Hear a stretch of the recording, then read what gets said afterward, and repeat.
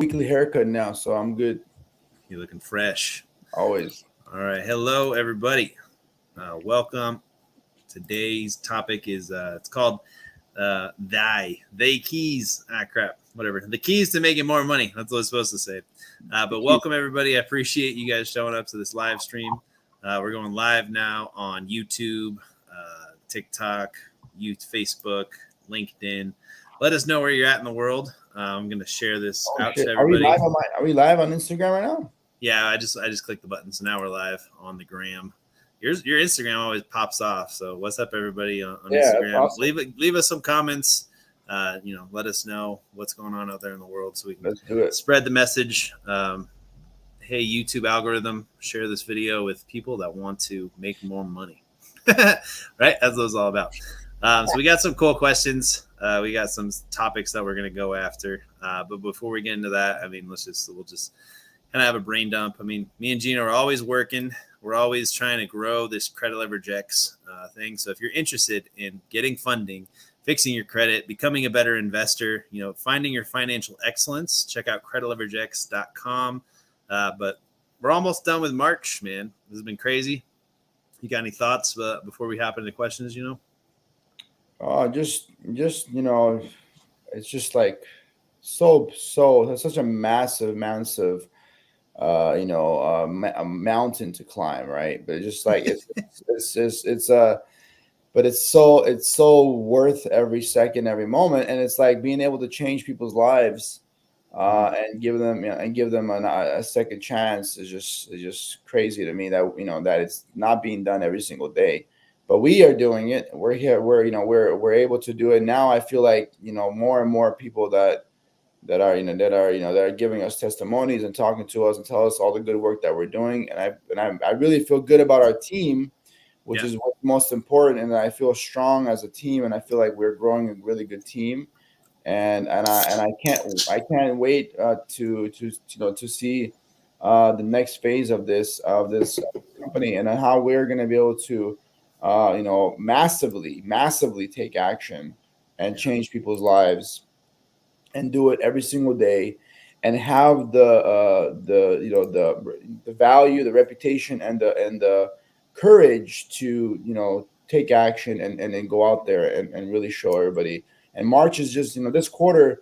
We closed I think a $250,000, $500,000. That's like we're on track to get to 4 million in the next year, and we can do that. And then that's what's really cool about being able to grow people together. When people come together, people are able to make a difference in other people's lives. You start to solve problems, and time and money just an exchange.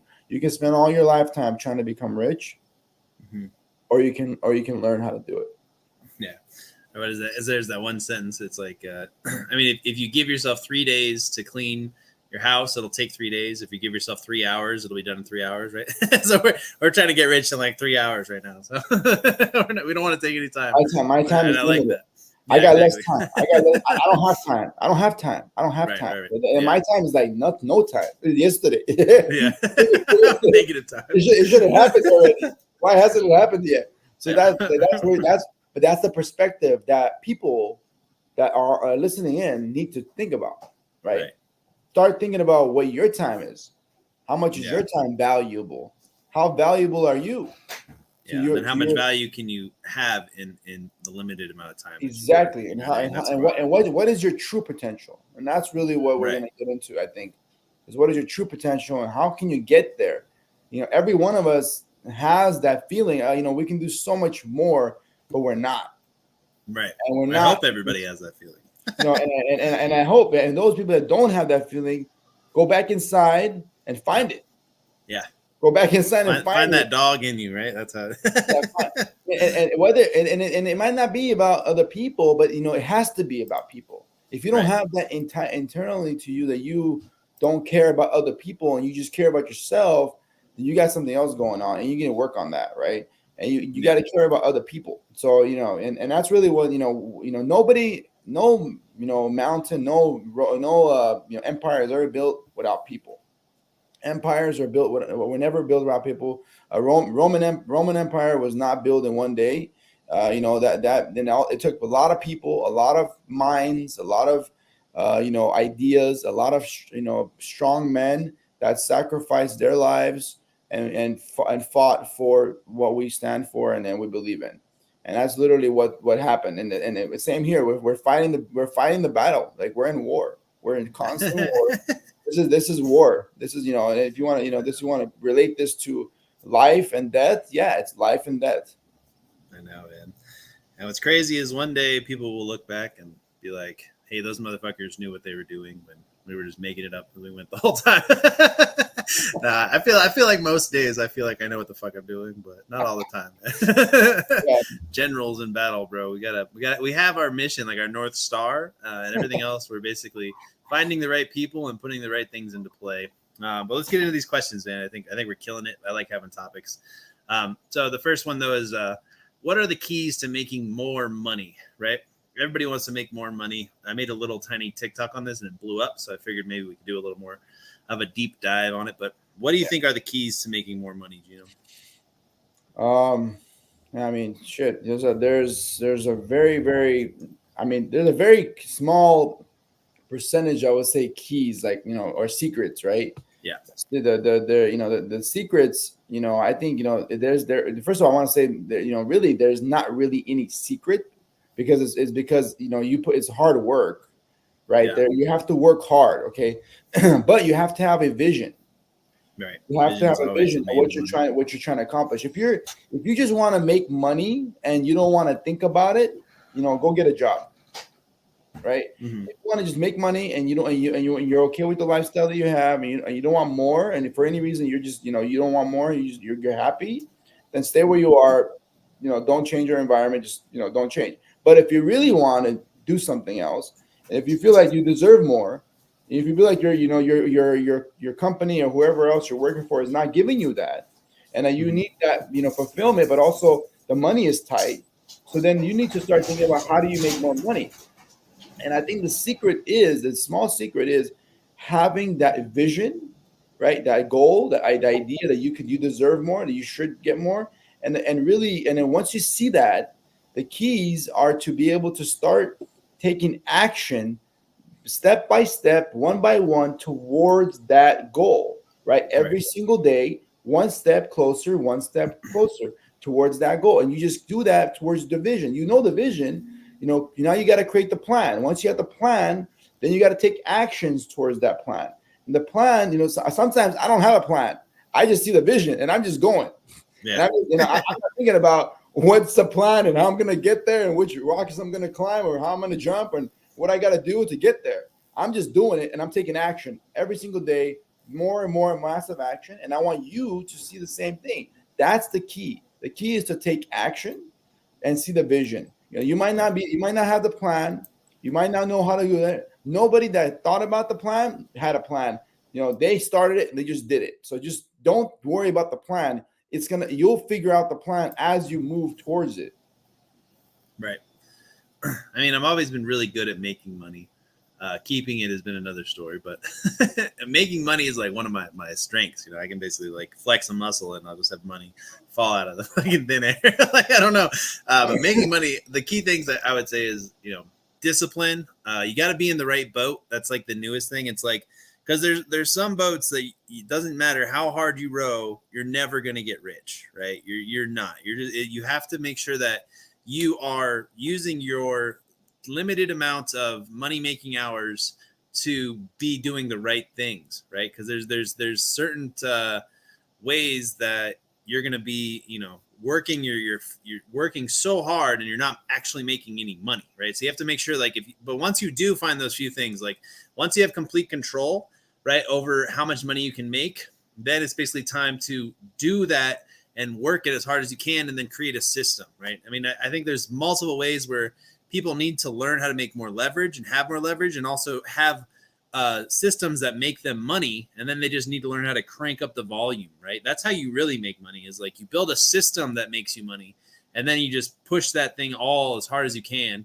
And then it just keeps on going and going and going. And there's also a little bit of luck and there's also some strategy and some other things. But the main thing with making money, have a vision, have the fucking discipline, turn it into a system, and then just push that shit to the max, and you're gonna basically see what happens at the end of it. It's like a lot of the times people forget how much work it is in the beginning, but if they have the vision and they know the end result is going to be a shitload of money, like that's what you need to focus on, right? And like shoot for the moon, because even if you miss, you're going to hang out amongst the stars, right? So go big, right? And be big and 10x it, and then fucking just max it out, right? So those are all the motivational things that I can think of for making more money.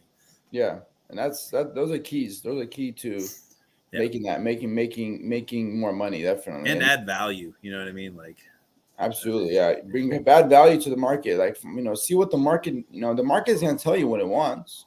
Right. You just got to be able to see, if that product or service that you're providing is worth the shit.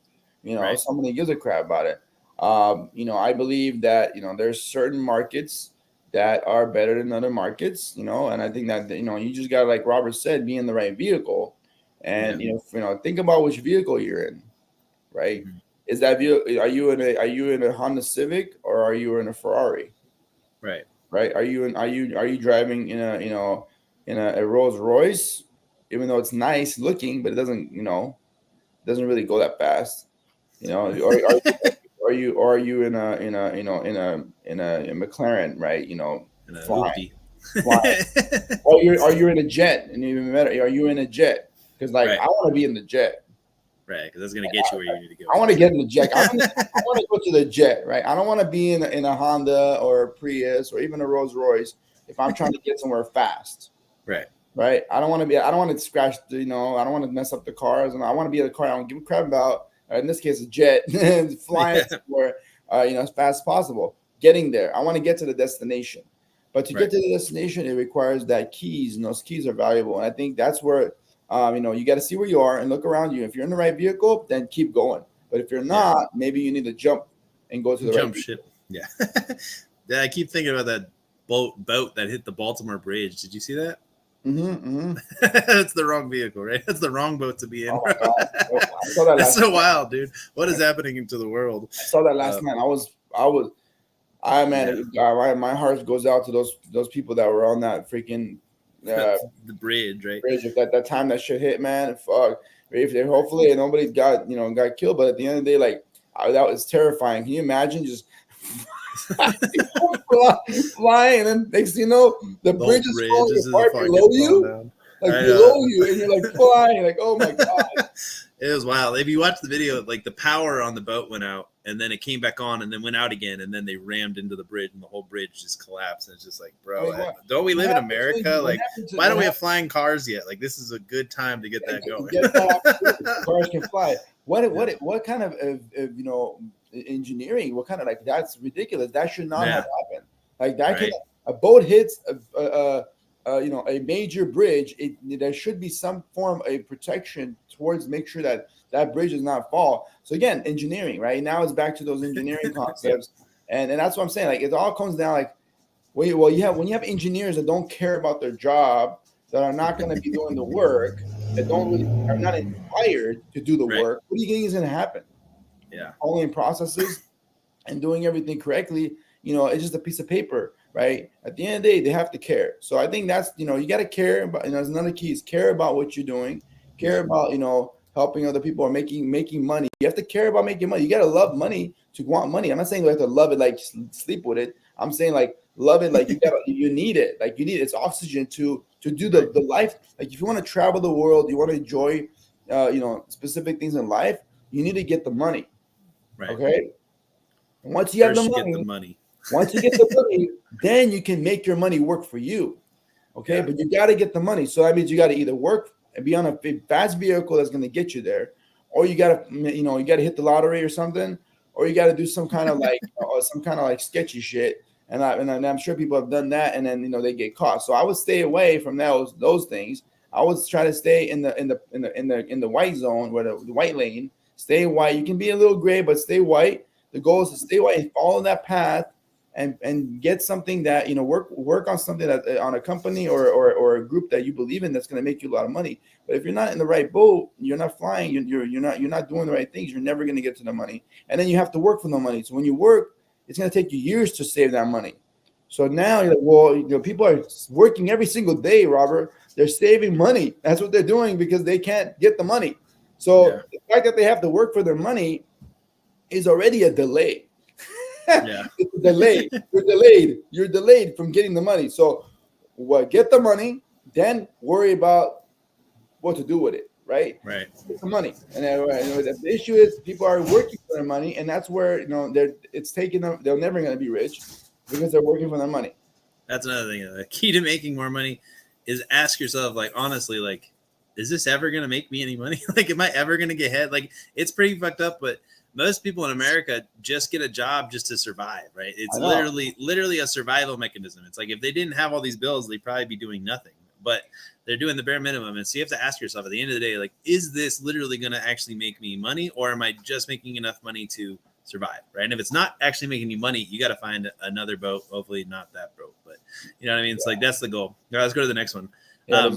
How do millionaires deal with stress? Gino, I'll ask you this. How do you deal with all the stress and all the life's, experiences, I guess? Before it would be very difficult, to deal with more and more stress. Because when I first got started on, when I was doing my, engineering, and I was working and I was managing my real estate, I was starting my car rental business. I started doing other things. And there was like one brick after another, and I kind of building up on my that I was carrying. But what happened was I started to. What happens? It gets to the point where it gets so heavy, that you don't feel the additional, weight anymore. You just it is what it is. So now it's like I've gone through, so much, and any individual that like yourself has gone through, I'm sure as much as I have, where you've gone through these battles and these tribulations and stresses of life and money stresses, family stresses, like other stresses. So you get to the point you just become numb, right? But and what I'm saying is I'm not saying become numb. I'm saying start to use it, and where I'm changing here is I started to use my stresses as like an issue or a problem. Mm-hmm. Before I was just like getting around them and just handling it and just getting it. I wanted to just get stuff handled. I was always told that whenever you have problems, you got to deal with it now. Like you got to get rid of it. Like basically deal with the problem. Otherwise, it's gonna keep coming back. It's just gonna be like like a damaged foot or something, like basically a torn ligament or something, and you got to fix it. You got to get the thing done. Otherwise, you're just gonna keep having that problem. So you got to handle the problem, and the earlier you handle it, the less stress you're gonna get. But there's some problems that are not easily as handled. So what I learned is I took those opportunities now as a problem, and I started to realize they're opportunities, and I started to realize that those stresses, instead of being stressed out because of them, I'm now looking for opportunities to fix them. And I'm like, oh shit, another problem. All right, cool. I got to figure this out. I want to figure out how to fix this problem. I want what am I going to do? How am I going to get there? What do I need? What are my options? What are my solution options? And let me try this one because I think this is the best one. If it doesn't work, I'm going to try this one. So I start creating a plan, and it's like, and a part of it is because I'm an engineer. I like to do things in like sequence, or I try to be organized in my mind. But essentially, you gotta start looking for a solution right away, and it's an opportunity zone. Don't look at it as, oh my God, I gotta freaking go deal with this tenant because he doesn't want to pay rent. I'm gonna freaking wait, go stressed out about it. Like I'm gonna go there, I'm gonna have a conversation, I'm gonna find a solution, and I'm gonna make that the opportunity zone. And now I create instead of having a problem, I now create an opportunity to get to the solution. Same thing with business. When now business starts having issues, I start to look at, okay, that's a problem. How can we address that? What are our opportunities? What can we do to address those issues? And how do we deal with it? So I deal with stress and completely different than I used to. And even though the weight was just growing so much, you get to the point where like the stress is no longer there, because now the moment the stress comes, you just handle it. Yeah. right? You just handle it right away so it doesn't build up. And I think that is the biggest problem with stress is if you don't handle it, it just builds and builds and builds and builds, and then you explode, right? Yeah. So that's pretty wild. So handle the stress. I look at it as a opportunity versus a stress or a problem. Don't try to take the problem and cry about it. Don't be a little bitch. Okay. Be someone that gets the problem, digests the problem, and then come and look at it with a logical solution and start to resolve the problem logically versus emotionally. And that's really what the two is. It's the logical versus the emotional. So you got to stay logical in business. And that's the most important thing. When you get emotional in business, you're going to fail. You got to stay logical and you got to stay on point, and you got to be driven by numbers and by results and not by emotion. Yeah, I love that. Yeah. I don't know how I deal with stress. I used to never be a very stressed out guy because, like we all know, I've been to Afghanistan. Like, if you go to war and you almost die multiple times, like nothing is really ever that bad compared to that. You know what I mean? So I kind of just got over it. Most things, like people are crying about their bills and shit. I'm like, this is pretty easy right now. Like this is easy shit. Like I've got real problems. Like I don't know what the fuck you're talking about, crying about things. But no. And it does build up. I usually the only stress that I get is self-inflicted stress, where I just try and do too much shit and I never feel like I'm ever getting ahead, right? So that's what I deal with. And the main thing I realize is I need to, move the energy. That's kind of how I deal with stress, is like if I have too much energy in one area, like I have to find a way where I'll go to the gym, I'll do some yoga, do some meditations, figure out how to get back into a place of balance in myself. And then I can basically take on anything, right? I'm never really worried about what's going on outside in the world or whatever. But that's how I deal with stress, is I move the energy, and I just have that conversation with myself that says, I'm a miserable fuck right now. I need to get my head together and go work out and move the energy. And then I'll usually turn it around in a couple hours. You know what I mean? And then I'm good to go. So as long as I can have that awareness though, without it just like overwhelming things. I think the problem is a lot of people get so stressed out and they have no coping mechanism and they have no idea how to like control themselves, and then it just blows up and it just like they just ruin everybody's life who's near them. You know what I mean? So don't be that person. Find a way to move the energy, handle it up front, like Gino said, and then you just basically don't take yourself so serious. That's the other thing. Yeah, it's very true, man. You just handle it. Don't be the problem, be the solution. I always say that. Whenever I talk to somebody, come to me with a solution, or be the solution. Don't be the problem. If you're a problem, if you're causing a problem, even in family situations or in life or in business, if you are a problem, you need to fix that, right? It has nothing to do with the family. Is that you're causing the problem, so you need to fix that. So that way you're no longer the problem, but you're coming to the team as with a solution. Yeah, exactly. And honestly, when there's usually things that are so big and so stressful that they're out of your control, you can always have that moment of just like, I'm just going to do the best I can. Whatever happens, happens. Not overthinking it. The biggest problem with the human condition is I could be sitting here right now and I could get super stressed out that someday I might get hit by a car, but there's no cars that are going to hit me right now. Like I'm just chilling here. I'm just making up things in my head. So there's a big difference between making up negative scenarios in your head and just like breathing and being in the moment. You know what I mean? So that's another way I deal with stress, is that it's like, no one's going to punch me through the phone. Nobody's going to fucking attack me out of nowhere. Like I'm good. I'm chilling. Like I got food, I got a house. I'm happy. So think of the positives, right? Don't think of the stresses, and don't be your own biggest stress, right? Don't do that. Don't stress yourself out when there's no reason to be stressed. There's so many topics to talk about stress, but I would say that's really the biggest stress is dealing with issues that come up and problems. And I think what I would say now is like, it's kind of weird to say this now, but now that I've shifted from what I was doing before and what I'm doing now, and now what I know what I can and can do, capability, right? Confidence and capability, right? You start to see the capability, you start to see the confidence.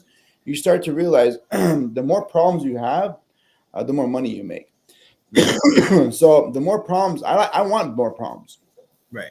I like problems. Now it's like more problems, man. Let's go. The more problems I have, the more exciting life gets. Life gets boring if there's no problems, but you want the right problem. Yeah, you want good problems. You want the right problems. I'm not saying you want to get hit by a car or whatever. You want, I'm talking about positive problems that are positive in a sense when they're in the direction that you're heading. Like if you're trying to do something big, if you're trying to change, your life, if you're trying to and that could be just like you working on yourself, right? You're working on yourself, you're working on your your emotions, you're working on your confidence. Like you working on yourself is a problem, and then you got to solve that problem. So when you solve that problem, you start to grow. First, you got to fix yourself, then you can help other people. So you solve that problem, and then once you fix that problem, now you can implement that, and you can start to implement that by helping other people.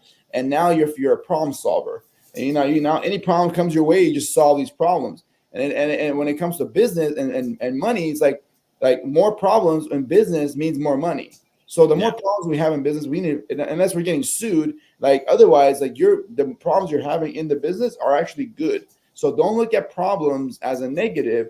Look at problems as a positive because you're in a growth zone. You're changing the way you're growing. You're actually going in the positive direction. You just got to address the problem because the problem is now holding you back from the next thing that your company is going to do or how your company is going to grow and make more money. That's going to really open up the door for you. So you need to fix that problem. Yeah. And like you said, it's good to handle the problems up front so they don't boil up or get exaggerated or become something that they're actually not. Cool. I think we beat that to death. Don't be stressed out. Be happy, right? Don't take yourself so serious. And if you do get stressed out, go do something that you enjoy, right? Enjoy your fucking life. Life's too short not to enjoy it. But it does get boring also if you don't have a good amount of stress. Like the way you actually, form a diamond is you stress the coal out. You know what I mean? So there's a lot of ways that stress is going to make you to that next level. And a lot of people in America avoid stress or they handle it poorly as opposed to an opportunity, like you said. Cool. Let's move on to the next one. All right, we're probably going to have different opinions on this, man. But you're the expert, I would say, with all your goddamn cars. What is the best car to invest in, if you had to pick or if you had to say? Oh, the keyword here is invest. Yeah. Right. It's not, and I'm not, there's so investments are usually, so investments could either, could be something that, that has value and is able to sustain that value for a period of time. That's an investment because you can actually, hold something at value and it goes up in value essentially. The other thing is an investment could be something that cash flows that makes you money every month. Right. So I think what is the best car to invest in? There's plenty of cars like, that you can get like a G-Wagon or like a Rolls Royce that you would basically get. And that car would actually, be an investment because you can help you save money in your taxes.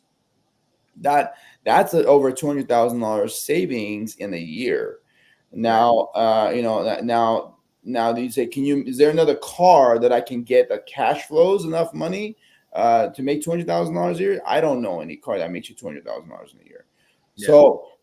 So I would say the best kind of car, if you're looking at just strictly to invest, not to create cash flow, but not to make money, but to invest, it would be either like a G-Wagon or a Rolls Royce or or like Lamborghini Urus, but anything that's over 6,000 pounds. Is a good investment because you can write that entire car off the whole year, and you can save that $200,000, or you can write off most of it in 1 year, and you can literally make about $200,000 worth of savings on your taxes when you pay taxes. So that's a lot of money that you can make like that in one shot. You literally make money by me investing in this in a car like this. I put maybe $30,000, $40,000 down, but I can write off the whole $250,000 of that car, and that's tax savings for me. Money that I actually earned income gets cut because I don't have to pay that tax anymore. That's why you got the G-Wagon fleet. Are they nice? Do you like driving them though? Or I love it. I'm gonna get one probably every year. I'm gonna get something else. Well, it depends on. I was thinking about the TRX, the heaviest. The heavier the car, the better. So I might get I might get that. I might get some, get something else. But the point is, I don't care about it. I don't need it. It helps. It helps for when it comes to saving money and you can make money by saving money too. So you can save money In the back end, you can make money. So you can make money in the front end by earning it, or you can make money by saving it. Yeah. I don't know, man. I'm from the mountains. Maybe I'm a little redneck, but I will never buy another car. I will only buy trucks. And that's because I know that if I ever need to make some money, if I have a truck, I can fucking pay all my bills just by having a truck, moving shit around, building things. So I made the promise to myself that I'll probably never, ever buy a car. I will only buy trucks. So that's my best investment, is something that I can moves a bunch of shit around in and make a profit with, right? If I buy a truck, I know I can fucking, at the end of the day, buy a bunch of tools, go build some shit if I have to. If I buy a car, I'm kind of fucked. I can Uber or something, right? The other best investment, I don't really know. I think, what do you think for Turo? Like, let's just talk Turo. What car do you have on Turo that makes you the most money, you think, or what are the best kinds? Well, I mean, as far as the best kinds, I mean, right now the ones that are obviously going the most are usually SUVs and your trucks rent as well. Dailies, like your daily cars, your Hondas, your Priuses, your Corollas are always good. If you want, every car is good. You just got to find what you're trying to do. If you're trying to make if you have a lot of space, you can get a lot of cars. Like you can get a lot of like dailies. If you're limited in space, then you got to get some more high profitable cars, and those might be like a TRX or like a truck basically, or or another one would be for example, like these these high end SUVs like BMWs and and Mercedes, or even like an Escalade or something like that. You get those cars, those big cars, those your Tahoes are good. So you can rent those cars out, and then they'll make money. But it's all a matter of how much money you want to make and how much space you have. If you have a lot of space, you get them all. If you have a little bit of space, you only get the ones that cost more. That way you can make more money when they actually rent.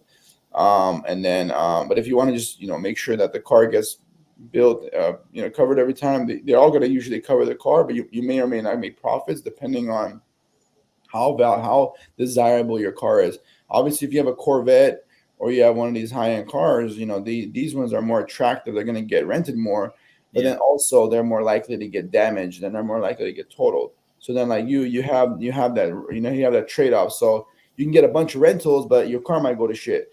Right. Or you can have less rentals, but at least you get to keep your car and it'll pay it'll pay itself and you'll make some money.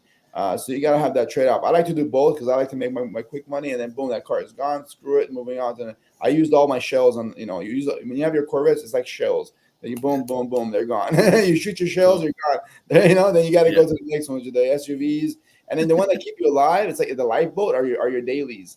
Your dailies as you go. The lifeboat, you gotta have the lifeboat, right? So you gotta have the dailies of the lifeboat. Then you got the exotics, as your quick. Do you think there's still money in the exotic car rental business? Like, do you think they make a lot, or is it? It was way better before. I think now, what I heard is a lot of negatives. So there's a lot of downfall when people are not renting as much for these exotics because money is tight or whatever. People are not traveling as much. There's a lot of negativities right now with traveling. And then that's the reason why. But I would say, they're not as attractive as they used to be because of the cost and not enough clientele in the U.S. to basically afford or want to pay for one of those. Usually, if you got money, why are you going to rent it? You might as well just buy it. Right. Well, but if you're traveling, right, or like.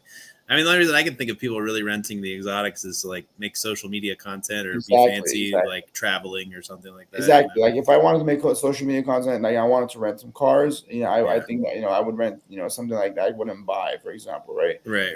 But most of the cars, for me, it's like I don't want to buy it. I don't even want to rent it unless I can buy it. So it's like to me, it's more like a personal thing. I want to rent it. I want to be able to buy it. So then I will never rent it. So it's like work toward it. Make that your goal. Don't rent cars. Just if you want buy that them car, and rent them out. Car, don't go renting it. Buy it. Have enough money. Make enough money to buy it. That way you don't never have to rent it. You know what I mean? Yeah, this is There's this stupid rap song going around where he says, paid it all in cash so they can't repo it. It's so dumb, dude. Riff Raff is an idiot. Anyways, it's kind of funny. Cool. All right, let's move on to the next one. So what is vision, Gino? You said you wanted to talk. Vision. So no, I kind of touched on it earlier, but yeah, basically your vision, you have to have a vision. Okay. Whatever you're doing every single day, if your vision is to be with your family and spend as much time as possible with your family, do that, right? Make that your vision, make that your goal. And then once you have your goal set, then you start to work towards that goal. So you have to have a vision. You have to have that little speck of light towards, what does your heaven look like? Yeah. Right. What does your heaven on earth look like? Right. And start to create it in your mind and start to think about how you want that life to be and what you see yourself doing. Are you doing it right now? If you're not, then you understand why aren't you doing it, right? So what is it? What is it that you're doing every single day that's working towards that goal? If your vision is, I want to be in the lake fishing, for example. Well, yeah, but what's gonna get you there? Like you still got to get your bills paid. You still got to do something about making money. So if that's your vision, so now what are you gonna do? You need to create passive income. You need to invest your money. You need to get access to money. Like, what are you gonna do to get there? Like, how are you gonna create that vision? If your vision is to have a beautiful house and your kids and have beautiful cars and be able to travel the world and enjoy, how are you gonna do that? You're not gonna do it without money. You're gonna need money. So you gotta start working towards that goal. And what is your vehicle gonna be? What are you gonna get? Are you gonna get in a jet? Are you gonna get in a Prius? What are you gonna do?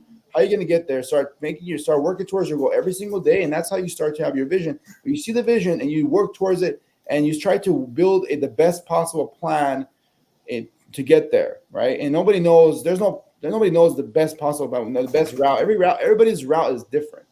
Right. Not everybody gets to $1 million or $1 billion the same way. Yeah. So it's like you have to have your route, but everybody has a vision. So you have to have a vision and you have to drive those visions and you have to set targets and start growing in towards those goals. As we learn with 10X, you gotta have your targets set and you gotta start working towards your goals. And once you do that, you start to get closer to your vision. And that's what I think vision is. Yeah, I love that. And I mean, I think you can even get deeper and you can get weirder with it. Whenever I'm really on my A game, I have a vision, right? I know, and then I get really detailed with it. And I know exactly what I want to do, and I know I want to get there. And what I've found is if you truly have a vision and you are really relentlessly working towards it, the universe tends to open doors for you that you never would have gotten otherwise, right? It just is the way of the world. And I've put it to the test multiple times, and this is just another one of those skills I have that I just forget that I don't even do it. But what it is like if you have a true vision, set that goal, right? And then think about what it's going to be like, achieving it, and think about that before you go to sleep. And then whenever I wake up, I have this thing called the morning formula. You can go to my YouTube channel and watch it. But it's literally, I read this to myself in the morning when I'm drinking my coffee. It's like, Robert Lyon, he's a leader. He's going to change the world, blah, blah, blah, whatever my goals are. But I read and I ingrain my goal into my brain first thing in the morning. And then I make sure that I'm taking action and I have KPIs and metrics for what I'm trying to hit that day to really get to my vision. And if you do those things, there's nothing that can stop you from achieving any of your goals, right? And one of the biggest things in life that I want to encourage other people to do is do more with your life.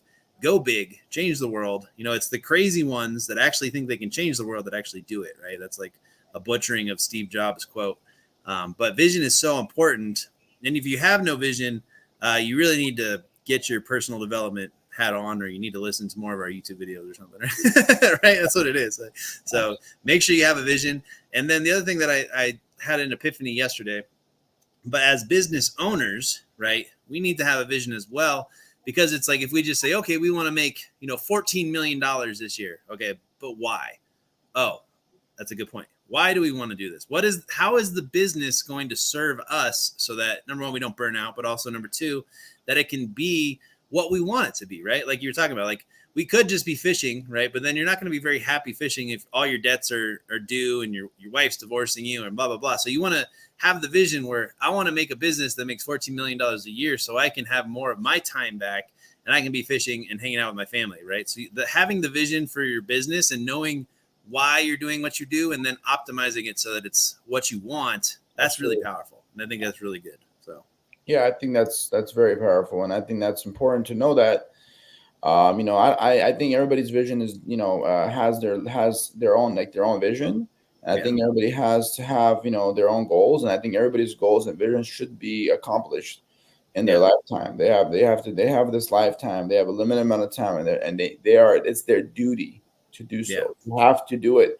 You cannot not do it, guys. You only have one life. You need to do this right now, not tomorrow. You're not going to be here again. You can't guarantee that. You're not going to be the same person if you do come back. So at the end of the day, all I gotta say is you are who you are one time, and later on you're gonna be in the grave and your name's gonna be on it, and you're gonna come back as someone else saying, "Oh, I remember that guy." But the point is what is your legacy, right? What is your legacy? What are you gonna do, Bavine? And I think that you do have to write it down. You have to accomplish it. You have to work with people that are gonna help you get there. And I think that's really what's now starting to be the thing that I'm starting to see more of, is like when I see people like you said, Steve Jobs, people like, Grant Cardone, people like Brandon Dawson, these guys like that are doing the things that they're doing, and they're really, their goal, and how they're kind of structuring their goal and their life around what they're doing is being able to, they don't necessarily not want to work, they want to be working, and some that and some that want to actually make more money but make an impact. It's like, what's your goal? How big can you dream? Right. And that's really, everybody's dream is, and that's fine. And everybody's dream has their goals, has a level. And once you get there, as long as you're happy where you are, man, you're in bliss, right? But if you feel like you have this hunger and desire to do so much more, and your goals start to freaking, blow up, and oh my God, I was thinking way smaller than I ever thought I was. I was like, man, now your vision is just so much bigger. But well, should I stop thinking that way? No, because that's what is meant for you, right? Whatever your vision and whatever it's turning into. And I feel like for me, my vision it's kind of evolved. It's involved, and it's taken its own course, and it's almost like destiny. Faith. It's like faith is happening right in front of my eyes, and I'm like, wow, like this is like super cool, like how this is just like and it's to me, and a lot of people think I'm crazy, but I'm crazy in the sense, like, I believe God's at work. His hand is the work is happening. It's like the manifestation of reality in front of me is occurring, and it's happening every single day. And I am taking action, massive action, huge action every single day to make my reality come true. But the goal, some goals are different. So like your goals, you write your stuff down. Me, I did write stuff down. I do write stuff down, but I think mostly it's me going into my own mind and kind of like, visualizing it. And then that's what I did. I visualize a lot. I'm very visual, and I start visualizing what I want to create and why it's like, it's very important. You have your family, you have your life, you have the things that you want to do, and the places you want to see in your life while you're trying to create this vision, and how that's going to affect you and make your life better. I think is very important, and that's in line with what you got. Like if you want to keep working, or you want to quit and have a business that just makes you money, I don't think I'm ever going to quit. I'm a fucking workaholic, and I love it. And I love working like I love being a worker. I love working like crazy, and I love to run amazing businesses, and I love to make a lot of money, and I love to help a lot of people. And it's like, and then now it's like, money just comes now it's like the other way around. It's like, I'm not even going after the money anymore. It's more after the opportunity and the possibilities of helping people. And once you start helping people, it's money just follows. So it's just you just have to have that desire. Whatever you're doing, don't worry about the money. Focus on the people. The people is really, if your business or your organization doesn't care about the people, it's going to perish. Your people have to be everything, and the more you care and more you do for people, the more that you're going to bring value and everything, and it's going to help you and your goals and your desires and your vision and your goals, your targets and your heaven that you're creating. It's going to reflect there. You're going to be able to do that when you help a lot of people doing whatever you do. And because most businesses, and if not all, require people, or they require people to work on something or do something to to get it done. Nothing is done for free unless it's AI or software driven, or it's something that's robotic that they don't have people. Now we have you heard about these fast food restaurants that the robots are making food now.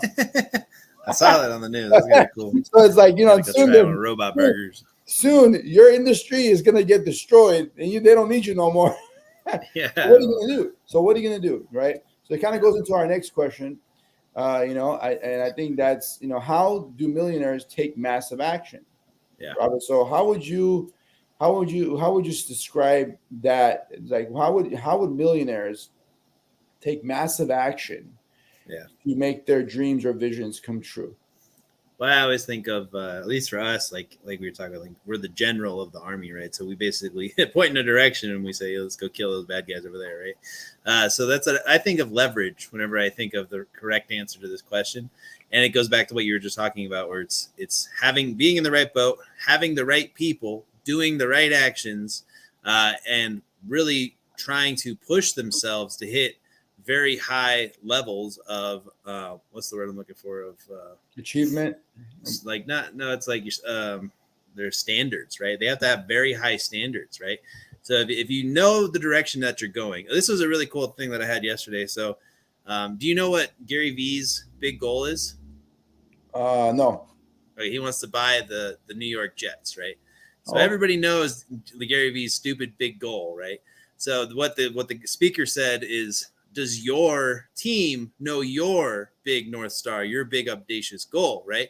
So if you do have this big ass goal and you have everybody pushing in the same direction, that's how I believe a millionaire can take massive action. And then the other thing for themselves is prioritize whatever you do during the day. Like what is the number one thing, most valuable thing that you can be doing with your time each day, and then just fucking destroy it, right? Like if we really thought about it, it'd be for us is like hire more people, create the SOPs, deliver the vision as clear as we possibly can, and then tell people exactly what needs to happen so that we can hit those visions, and then make that vision in alignment with them as well, right? That's like the massive action that I think of, at least. Yeah. No, I like that. No, I didn't know that Gary Vee's goal. Man, that's his goal. That's not disrespected, but that's his goal, and I respect it. And that's a cool ass goal. To me, it's a materialistic goal. I'm not a materialistic guy, because materialistic things are not important to me, because you're not going to be around forever. Who gives a shit if you own what I think is more important, and I think which is more spiritual and more on a spiritual goal, which is you should care about your spiritual. If you don't care about your spiritual, you should, because that's more important when you're dead. So you make sure you're spiritual, because that's what's going to be the final step. It's like, who cares what you did to your body, if you tatted your body or whatever you did with your body is going to trash. But your spiritual goal, and the spiritual goal this is a spiritual mission. To me, it's a spiritual mission. Not everybody has a spiritual mission. A lot of people have different mission, but for me, it's like a spiritual, more like a driven, freaking goal in life that, I wanted to make a big impact. I wanted to help a lot of people. I didn't know how I was going to do it. And that goes back to before I was even a Mason. And it's like the concept is like, how do you take massive action? So me taking massive action started, before I even was an entrepreneur at all. It's like you're actually, buying my first real estate property. That was massive action. That was taking action toward, but I didn't even have a goal. I didn't even know what I was doing. I was just like, I want to buy real estate. It's like, but the thing is, like, I realized that, as my goal has almost like destiny has evolved. It's just like becoming clearer and clearer. And it's like the more onions you peel off, and the more you start to see, and then you're like, well, what is that goal? Well, I wanted to help a lot of people. I didn't know what I was going to do, how I was going to help people, what I was going to do to help people. And I wanted to make an impact. I wanted to make an impact on this planet before I died. That was my goal. When I joined Masonry, that was my goal. Hey, I want a vehicle. I want something. I want to be able to do something so massive that I can't even comprehend what it is right now. And that's how big it is. And that's what's so powerful about being able to take that kind of action. And then you start to go through the cycle, and you start to manifest things, and things start to happen. You start to research, and you start taking action towards those goals. I wanted to find out more about what I was doing, what I was working, what was, what this group was or whatever. Like I want, people thought, I was joining the Illuminati and they thought I was like, I was going to be like this, this devil worshiper or something. Like, no, like, like Yeah. I'm trying to do a good thing here. I'm not trying to do a bad thing. And whatever I've got into, it's only made me better. It's only made me stronger. It only allowed me to become who I am today. And it's taking those massive actions. When you don't know, you don't know. Like I love that phrase. Now it's so powerful to me. And I didn't know what it was. Nobody knows what it is until you actually know. Yeah, exactly. The knowing, no. The no, don't know, don't know. So even when I was working in engineering, there was classified areas that you don't know unless you know. It's called need to know basis, and there is sectors in the world that it's all compartmentalized intelligence, that people have knowledge of things and that don't know about other things. So it's like, but once the veil has been unveiled to you, and you can see the light, and you're like, okay, this is what it is, and it starts to unpeel itself.